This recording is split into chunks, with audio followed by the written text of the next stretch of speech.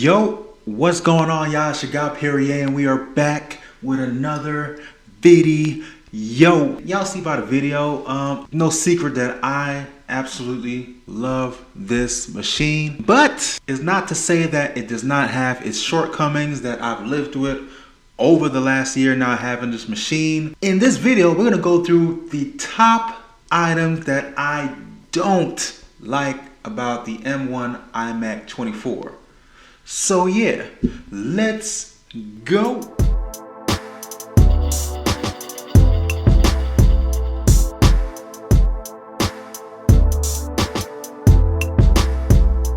Alright y'all, welcome back. Like I said, we're about to go ahead and take a look at my top list of things that I don't like about the M1 iMac.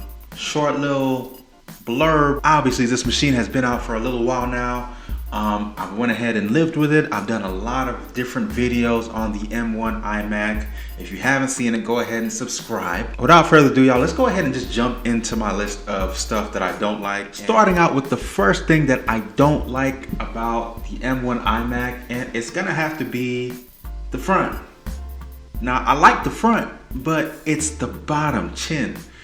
The bottom chin has very light colored, pastel looking colors in the front, no matter which color you got. Obviously, if you're looking at this video, I have the blue version, which is the best. Come on now. And if you look at it, the back looks great. I love the way the back looks. It looks bold. It looks like nothing we've seen at least in a long while with Apple and how they color their Macs. But when you go to the front, we have these very light, not so in your face colors, and for me it's okay. It doesn't obviously distract me from the work that I'm doing on this machine, but I would like to see that bold color up front. And that's just that. I mean, I like the aluminum stand that it comes with. It looks pretty cool, but if we had that bold blue that we see here in the back, I'd be in heaven. For the next item on my list, it would have to go to the speakers. Now don't get me wrong, the speakers are actually pretty decent for the size of this M1 iMac, but when it compares to my monitors that I use for music production and just generally watching media, they don't really compare, and it's very evident. Now me just opening up a random video, they sound fine. For regular video watching or just casually listening to music, these are actually pretty good, but they're not as boomy and bassy as I'd like. So we'll go ahead and cut to some audio samples that I went ahead and recorded so you can kind of test the quality for yourself.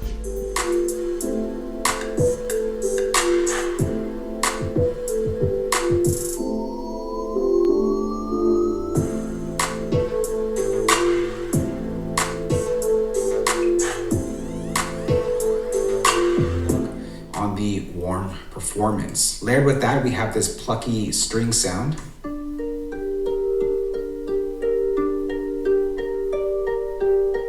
And for that, I'm using Logic's Sculpture on the soft pluck string. So as you can see, like I said, it's not the worst at all. Like if you're considering this machine, it's not bad. I think you really do feel some like heft to a lot of the audio, but it's just not gonna compare to dedicated monitors that you may have, or anything else in that realm. So next item on my list of things that I don't like would have to go to the Magic Keyboard.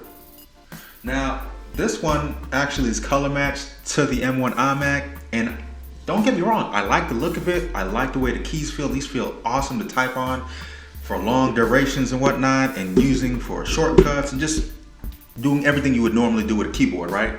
But I did come from a MacBook Pro 2018 that had the touch bar, and for me, I actually like the touch bar a lot, probably more than a lot of people really give it credit for. And for me, I would actually like to see the touch bar on the Magic Keyboard, especially for the M1 iMacs. I feel like it would be a good little something that I was missing. I like using it for like music production and just for the quick shortcuts that you could perform with that touch bar. I don't know, I really hope that Apple reinvents the touch bar and they release something like that for, you know, dedicated desktops or for, you know, the MacBook Pros. I would like to see it. The other part too of me not liking the keyboard would be that it's not backlit. As you can see, it's not backlit. You pretty much have to go off the lights in your room if you have like a little lamp, or you can just use the light that you're getting off of the iMac if it's not too far of a distance from it. Those are a little nitpicky. The keyboard itself, like I said, is very functional, but I just wish that it had the touch bar, and I wish that it had a backlight. It would have made all the difference for my use case. Last but not least, one of the last items on my list of stuff that I don't like about the M1 iMac would go to the screen. It's no secret in many of my videos that I've shot already, I praise the screen. The 4.5K screen is bright, it's gorgeous, it's awesome to work off of and do pretty much anything you throw at it. You know, it's from video production to music production to writing scripts to working on a blog like I do on my machine. It's awesome, but I do wish that it came with mini LED. For me, I know that mini LED would definitely bump up the price and price it out of a lot of people's range as far as their pricing. But for me, I would love to see mini LED. I would love to see big, bright, bold colors from this big, bright machine. I thought it would just like put like the icing on a cake.